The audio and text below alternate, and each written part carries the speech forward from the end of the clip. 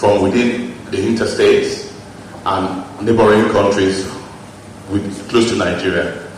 And this influx of people so far puts a lot of pressure on the social infrastructure that the Lagos State government is trying hard to put up to ensure that there's a good life for the citizens of Lagos.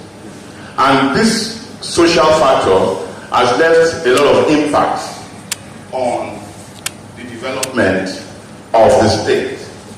Some of these impacts are increase in poor level of living standards and quality of life, especially in housing, congestion on our roads, traffic management, bottlenecks. This has actually caused pressure on most of the infrastructures and social services provided by the state. The state has been using its direct allocation to ensure that they produce, develop cities, communities, to ensure that there's a good life for the citizens of Lagos. But this has not left,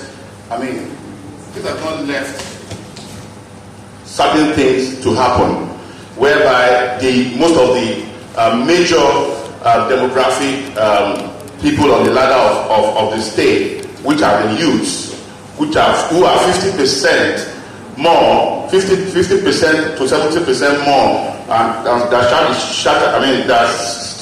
that share from the population of the state. The youth have basically been disenfranchised. So far, so good, and they are in numbers both in the informal and the formal sector. The youths here are the people we are looking at to ensure. Sorry.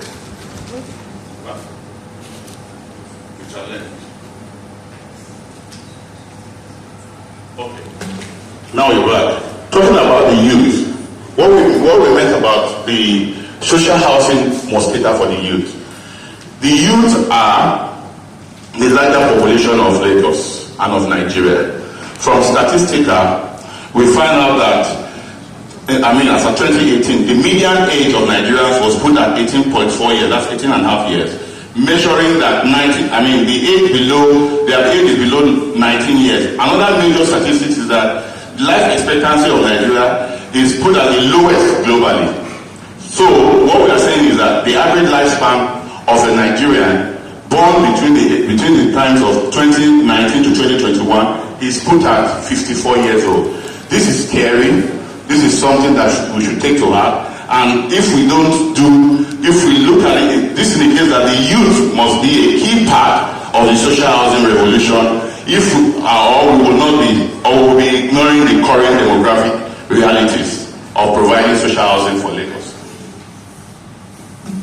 Now, while we talk about the youths are basically the off-takers and the first-time buyers that we are looking at to take up these homes. What we are saying is that for social housing to come up, Mr. Governor should please try and look at these solutions that we are trying to profile.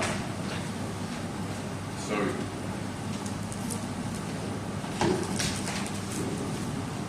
Mr. Governor, sir, the solution we are looking at for you to help us to profile is that we're looking at most of the people in the informal sector, as we talk about the artisans, the plumbers, the bricklayers, all these people wish to own their own homes and they don't know how to go about it.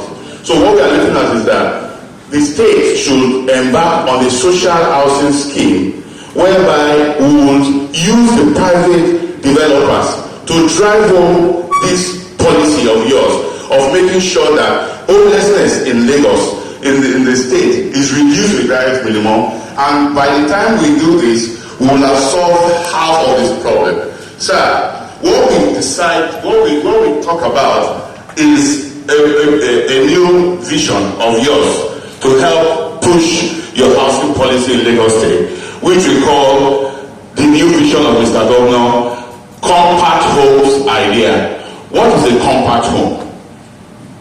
A compact home is a cleverly designed home that actually has the same features of a bigger home, but it requires less space and less land to build.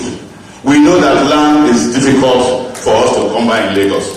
This is our gold and our oil. We know it is very, very tough to get land. But yet, we know that we can, by the intervention of government, call on all the developers that are able to, that are technically sound, but to qualified by the government, give them this land, allot to them lands that they can actually use in building these homes. And we can actually do these things by making sure that we spread it around the 5 divisions of Lagos State.